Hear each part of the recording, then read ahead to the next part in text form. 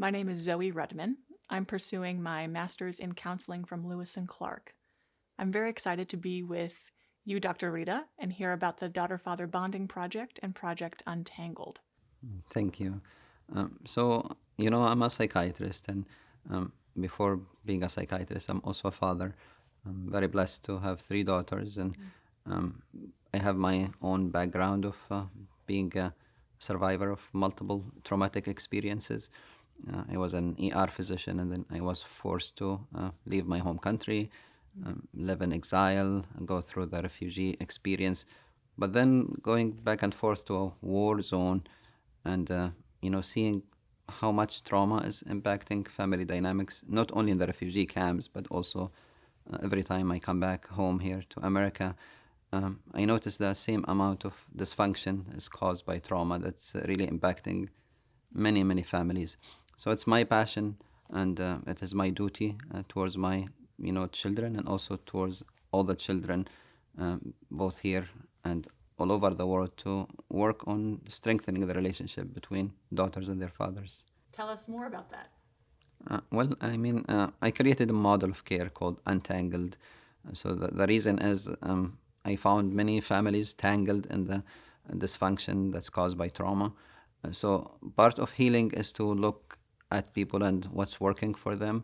And if something is not working in their coping, mechanism, maybe they need to be given the tools. Maybe they just needed training or teaching. And coming from an Islamic faith, we have the role model of the beloved Prophet Muhammad, peace be upon him.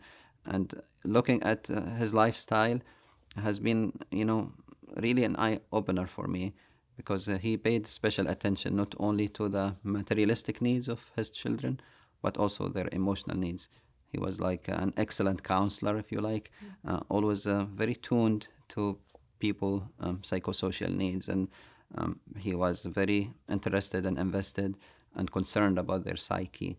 So that's the approach that I have been taking. And as we know, Islam is a spectrum. So many people are, leaning on the faith heavily to raise their children. Others, because there is, trauma that sometimes is coming from the misinterpretation of the religion. Some people might shy away from the religion, but really looking at the pure source of the Quran and the, authentic traditions of the Prophet gives very beautiful examples for healing for family. So one day I was listening to a lecture, and I heard that the granddaughter of the Prophet came, and she climbed on his shoulders, and he did not reprimand the child. He actually made her feel very safe around him, and she felt that she's valued and validated, and she felt that she was noticed. This is what our children need. They need to be heard, seen, and they need to make sure that the world is a safe space, and also us, our the caregivers, are to be trusted with their needs. So I use the role model of the Prophet because he was a safe father, and this is what I strive to be. So you created a YouTube channel to share this message with people. Tell us about that. Yeah, I'm a like strong believer in this message, because I really care deeply about my children, but also I think any father really wants better relation with their daughters, and um, usually everybody is doing their best given their circumstances. Everybody's intention is really to be a safe and available father.